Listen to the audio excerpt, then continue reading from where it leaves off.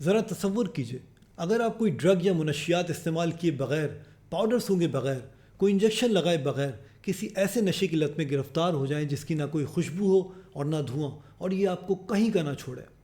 کیا آپ نے کبھی سوچا ہے کہ ہمارا اپنا ذہن محض کچھ دیکھ کر ہمارے بدن میں مکمل نشے کی کیفیت پیدا کر سکتا ہے؟ اور اس سے بھی زیادہ خطرناک بات یہ کہ اگر یہ نشہ کوکین اور ہیروئن جیسے نشوں سے بھی زیادہ خطرناک ہو تو؟ جی ہاں، جدید سائنسی تحقیق سے اب یہ بات سامنے آ رہی ہے کہ پورنوگرافی یا فحش مواد کا استعمال انسانی صحت کے لیے بہت مضر ہے۔ یہی وجہ ہے کہ امریکہ جیسے لبرل اور سیکولر ملک کی کم از کم 6 ریاستوں میں بھی پورنوگرافی کو پبلک ہیلتھ رسک قرار دے دیا گیا ہے، جس کا مطلب یہ ہے کہ پورنوگرافی اب صرف مذہبی اور اخلاقی مسئلہ نہیں رہی، بلکہ انسانی صحت کے لیے ایک بڑا رسک اور بیماری کا روپ دھار چکی ہے۔ کیوں؟ کیونکہ تحقیق، تجربہ اور اسٹڈیز نے یہ بات ثابت کر دی ہے کہ پورنوگرافی کا استعمال انسان کی دماغی اور جسمانی صحت کے لیے، اس سے جڑے رشتوں کے لیے، خاندان کے لیے اور پورے معاشرے کے لیے ایک زہر کی حیثیت رکھتا ہے اور ریپ اور جنسی اور جسمانی تشدد کو پروان چڑھاتا ہے۔ سوال یہ پیدا ہوتا ہے کہ پورنوگرافی کی ایڈکشن یا بری لت کیسے پڑتی ہے، اور یہ کیسے معلوم ہوتا ہے کہ اس بھیانک عادت نے انسان کو آکٹوپس کی طرح اپنے شکنجے میں جکڑ لیا ہے۔ آئیے دیکھتے ہیں۔ کم از کم 52 یعنی 52 ایسی اسٹڈیز ہیں جن میں کسی بھی لت یا ایڈکشن کو ان 5 خصوصیات سے پہچانا گیا ہے۔ نمبر 1، اس چیز کی بھوک یا طلب محسوس ہونا۔ نمبر 2، انسان کے رویے پر اس عادت کا غلبہ رہنا۔ نمبر 3، ٹیمپریری سیٹسفیکشن یا وقتی اطمینان۔ نمبر 4، خود پر قابو ختم ہو جانا۔ نمبر 5، استعمال کے بعد منفی یا برے اثرات۔ آئیے اب دیکھتے ہیں کہ پورنوگرافی آخر ہوتی کیا ہے اور اسے ایڈکشن کیوں کہا جا سکتا ہے۔ آکسفورڈ ڈکشنری کے مطابق پورنوگرافی کوئی بھی ایسا مواد یا مٹیریل ہے جو انسان کی جنسی خواہش کو بھڑکائے یا متحرک کر دے، اب چاہے وہ تصویر کی شکل میں ہو یا تحریر کی صورت میں، آواز میں ہو یا حرکت کرنے والی مووی میں۔ یعنی ایک کتاب سے لے کر آپ کی کمپیوٹر اسکرین تک، آپ کے موبائل میں موجود واٹس ایپ میں شیئر کیا جانے والا کلپ ہو یا پھر لیپ ٹاپ پر دیکھی جانے والی ویب سائٹ، پورنوگرافی کچھ بھی ہو سکتی ہے۔ جدید سائنسی تحقیق سے یہ بات ثابت ہو رہی ہے کہ پورنوگرافی ایک ڈرگ جیسے ہیروئن یا آئس کی طرح ہمارے دماغ سے کھلتی ہے۔ یعنی وہ بات جو پہلے صرف تجسس اور تجربے سے شروع ہوتی ہے، آہستہ آہستہ ہماری چاہت اور پھر ضرورت بن جاتی ہے، اور ہم غیر محسوس طریقے سے اس کے اتنا عادی بن جاتے ہیں کہ اس کے بغیر رہ نہیں پاتے۔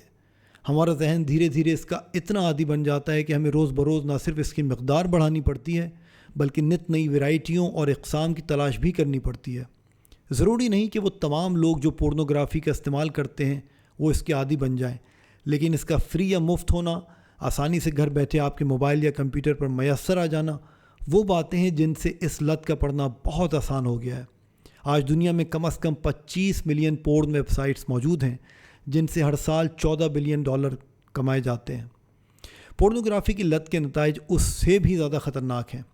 آج ایک عام بچہ 11 سے 12 سال کی عمر میں پورن سے ایکسپوزڈ ہو جاتا ہے۔ ترقی یافتہ ممالک اور شہروں میں 8 سے 16 سال تک کی عمر کے 90% بچے کبھی نہ کبھی پورن دیکھ چکے ہوتے ہیں۔ آج پورنوگرافی کے باقاعدہ استعمال کرنے والوں میں مرد، عورتیں، لڑکے اور لڑکیاں دونوں شامل ہیں۔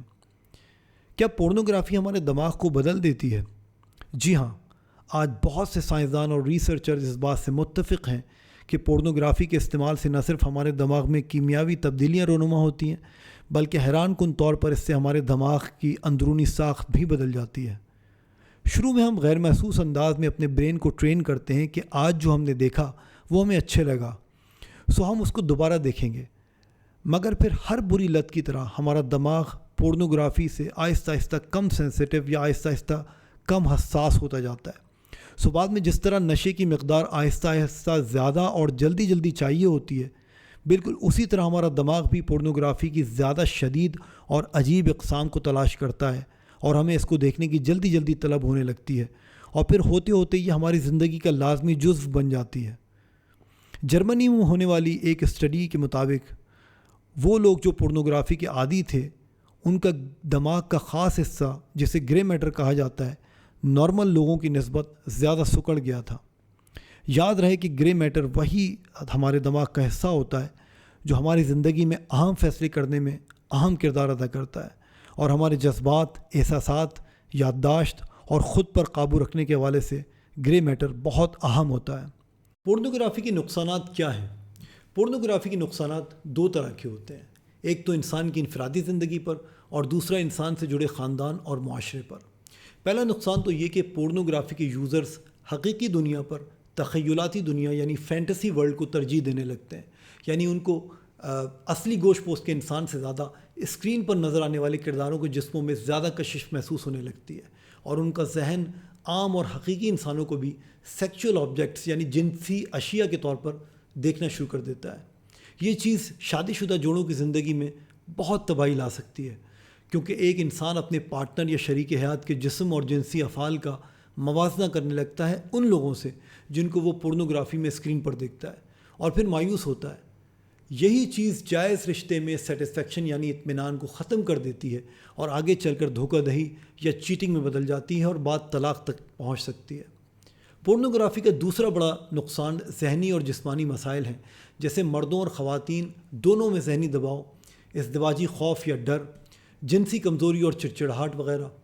پورنوگرافی کا زیادہ استعمال اکثر ازدواجی تعلقات میں توقعات کو ایب نارمل حد تک بڑھا دیتا ہے، بلکہ کبھی کبھی تو انسان اپنے شریک حیات کو مکمل طور پر ایک جنسی چیز یا جسم کے طور پر دیکھنے لگتا ہے، نہ کہ ایک مکمل جسمانی اور روحانی رشتے کے طور پر۔ ایک طرف توقعات بہت بڑھ جاتی ہیں، مگر دوسری طرف ان توقعات کو پورا کرنے کی صلاحیت کم ہو جاتی ہے، جس کا نتیجہ رشتوں میں مایوسی، بے چینی اور ڈپریشن کی صورت میں نکلتا ہے۔ پورنوگرافی کے معاشرے پر نقصانات سب سے زیادہ خطرناک ہیں۔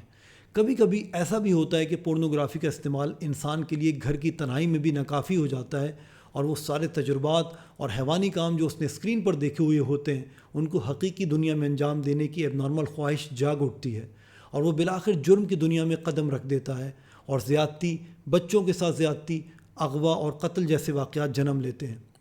کئی اسٹڈیز سے یہ بات سامنے آئی ہے کہ پورنوگرافی اور ایب نارمل اور پرتشدد جنسی رویے میں براہ راست تعلق ہوتا ہے۔ کم از کم 22 ایسی اسٹڈیز ہیں جو 7 ممالک میں کی گئیں، اور ان میں یہ معلوم ہوا کہ پورنوگرافی اور جسمانی زیادتی اور جنسی تشدد میں براہ راست تعلق ہوتا ہے۔ یاد رکھیے، محض پابندی لگانا یا سینسر کر دینا اس مسئلے کا مستقل حل نہیں۔ یہ مسئلہ کونسلنگ یعنی سمجھانے اور سمجھنے سے ہی حل ہو سکتا ہے۔ سیکس ایجوکیشن یعنی جنسی تعلیم کا تصور ہمارے مذہب تک میں موجود ہے، لیکن اس پر عمل بالکل نہیں کیا جاتا۔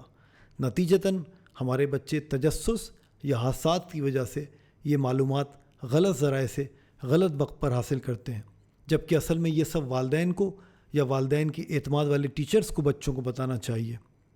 خود پر قابو پانا اس تالے کی چابی ہے، اس مسئلے کا حل ہے۔ ہم اپنے دماغ کو، اپنے ذہن کو دوبارہ ٹرین کر سکتے ہیں، اس کی تربیت کر سکتے ہیں اور اس کو عادت ڈال سکتے ہیں نہ کہنے کی۔ جب بھی پورنوگرافی دیکھنے کی خواہش ہو، اپنے دماغ کا فوکس تبدیل کرنا، اسے مثبت مصروفیات کی طرف راغب کرنا بہت مددگار ہے۔ یاد رکھیے، پورنوگرافی کا استعمال ہر دفعہ ہماری صرف سوچ سے، ہمارے ذہن سے، ایک خیال سے ہی شروع ہوتا ہے۔ جب ہم سوچتے رہتے ہیں اور آخرکار جب ہماری خواہش ہماری عقل پر غالب آ جاتی ہے، تو ہم ہر دفعہ اس بری عادت کا ارتکاب کرتے ہیں اور بعد میں پشیمان ہوتے ہیں۔ ضروری ہے کہ اس بارے میں سوچیں بھی نہیں، مت سوچیں بالکل بھی، کیونکہ یہ سوچ پھر عمل میں بدل جاتی ہے۔ اچھے دوستوں میں رہیے، اچھے ٹیچرز کے ساتھ وقت گزاریے جو آپ کے خود پر قابو کو مضبوط بنائیں، نہ کہ اسے کمزور کریں۔ کوشش کیجیے کہ زیادہ تر پاک صاف یا باوضو رہیے۔ آخر میں والدین کا کردار سب سے اہم ہے۔ ان کو چاہیے کہ اپنے بچوں کو موبائل، کمپیوٹر اور لیپ ٹاپ دے کر بھول نہ جائیں۔ جس طرح ان چیزوں پر مکمل پابندی ٹھیک نہیں، بالکل اسی طرح مکمل آزادی دینا بھی درست نہیں۔ یہ چیزیں ضرور دیں، مگر ان پر چیک ضرور رکھیں، اور اس بات کو یقینی بنائیں کہ آپ کی اولاد ان ڈیوائسز کو گھر کی کھلی عام جگہ پر استعمال کرے، نہ کہ اپنے کمرے کی تنہائی میں۔ اس کے علاوہ ان اشیاء کے غلط استعمال کے بارے میں بھی کم عمری میں ہی بچوں کو ایجوکیٹ کریں، اس سے پہلے کہ بچے باہر کی ظالم دنیا کے ذریعے ان باتوں کے بارے میں جانیں۔ اپنی اولاد کو بتائیں کہ اسکرین پر نظر آنے والی دنیا جو ہے وہ فیک ہے، جعلی ہے، غیر حقیقی ہے۔ اس کے ذریعے حاصل ہونے والا اطمینان بھی ٹیمپریری ہے اور مزہ بھی جعلی ہے، مگر اس کے نتیجے میں ہونے والی خرابی اور پشیمانی ہمیشہ باقی رہ جاتی ہے۔ جو کچھ آنکھوں کا کیمرہ ذہن کے میموری کارڈ پر محفوظ کر لیتا ہے وہ کبھی ڈیلیٹ نہیں ہوتا۔ ان کو اس بات سے آگاہ کریں کہ اصل لطف، اطمینان اور سکون ایسے رشتوں میں ہے جن کی بنیاد محبت اور احترام پر ہوتی ہے، ظاہری کشش، لالچ اور ہوس پر نہیں۔ کبھی کبھی اپنی اولاد کا دوست بن کر بھی سوچنا پڑتا ہے اور سمجھانا پڑتا ہے، اس سے پہلے کہ وہ آپ کو اپنا دشمن سمجھنے لگے۔